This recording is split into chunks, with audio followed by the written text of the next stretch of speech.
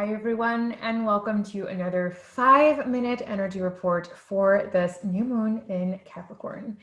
Very, very different energy than where we've left. Very powerful energy as well. So before we jump into this, and I'm going to talk about 3 things I want you to keep in mind when it comes to this new moon. Of course, the basic principles of a new moon always remain, which is this is a perfect time to set intentions and make room for what you want to happen, not just for this month, but for the rest of your year, and not just personally, but collectively. This particular new moon is really opening the gateway for us to create for our collective, not just for us. So before we dive into that, a couple of announcements. First one is, I'm going to talk a little bit about placement in your chart and the sign of Capricorn, which is the sign of this moon. So if you don't know where to get a chart, I will leave a link for you guys below where it's easy to access a free chart. And it's a really well aspected chart that you can look at. Something that I usually use in my readings for myself and for other people. And the second thing is that you can now actually go onto my site, shakti-rios.com, under Sovereign Coaching and sign up for either a charting session, an intensive, or a 4-week container, all of which contain charts for astrology and human design. The charting session, you get to pick either one, which is a really exciting new thing. So check that out down below. And of course, if this is your first time, welcome. My name is Shakti, and please make sure to subscribe if this jives with you and you're all about the energy report thing. So let's dive in.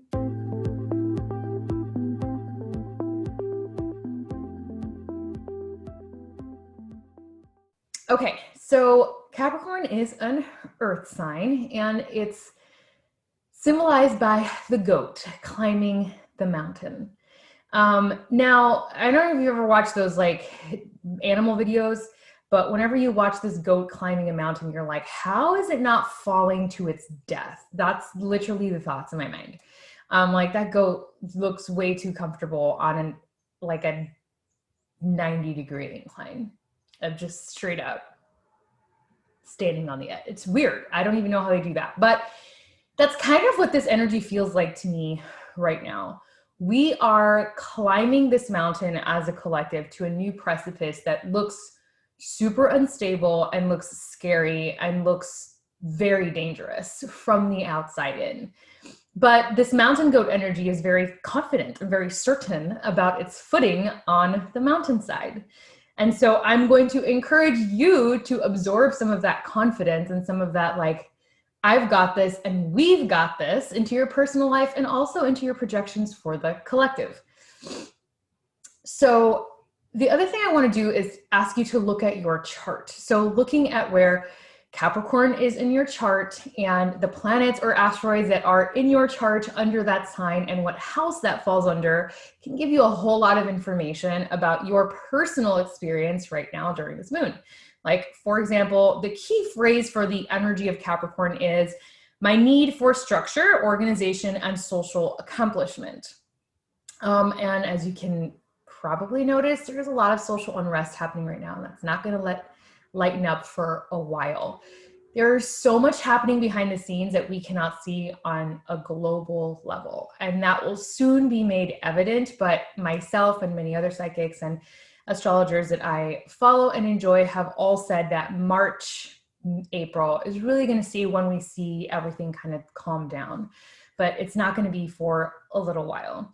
Now, for example, I happen to have 2 planets and 2 asteroids in Capricorn, in the sign of Capricorn, and in my 12th house, which is the house of transcendence.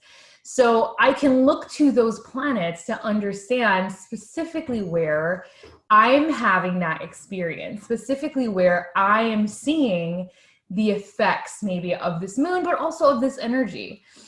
So I think that's really valuable information. Again, if you don't know how to get your chart, I'll leave a link below so that you can find a free chart.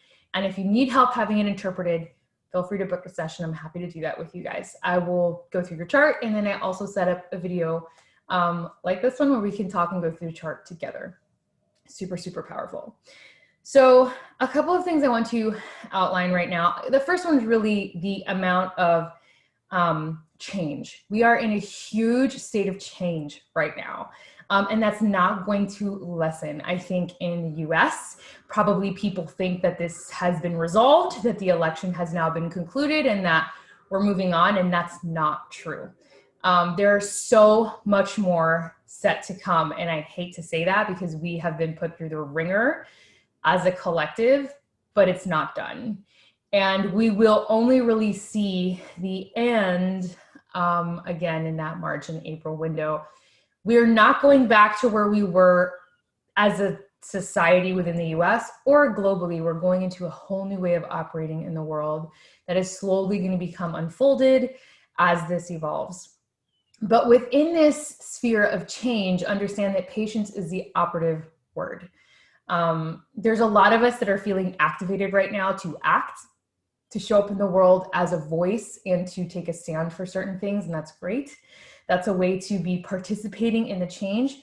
But for those of you that don't really have a calling either way and are just feeling like suffocated by what's happening, don't have fear.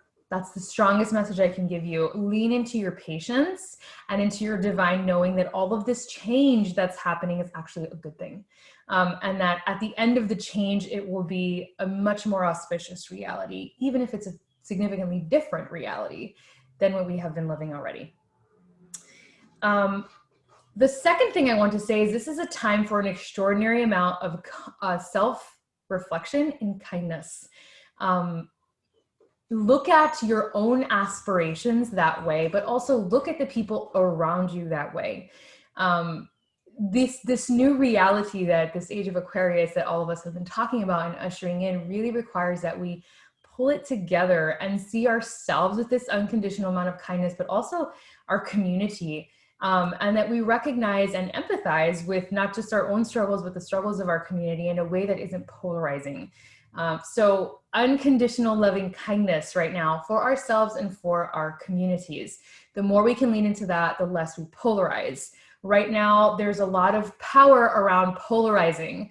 And so if you allow yourself to give into the polarization of these people, those people, this, that, then you're going to end up missing the big picture and potentially missing that big shift in your own life that gets you to that next level of your experience of reality.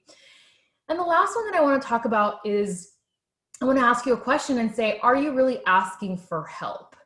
Are you leaning into your resources? Are you leaning into your community? Are you making space in your life to be facilitated and assisted by greater powers than yourself, but also your community, your immediate community?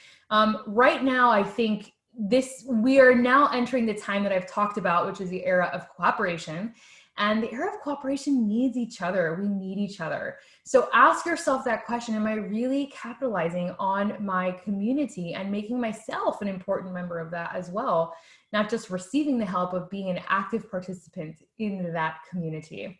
So I hope that this was really insightful and really encouraging for you for this new moon. Again, go ahead and check out where Capricorn is in your chart and what planets or asteroids might be in your chart. That makes a big difference for your personal journey. And if you need any support, I'm more than happy to support you all of the time. Wishing you all of the new moon blessings. Very well.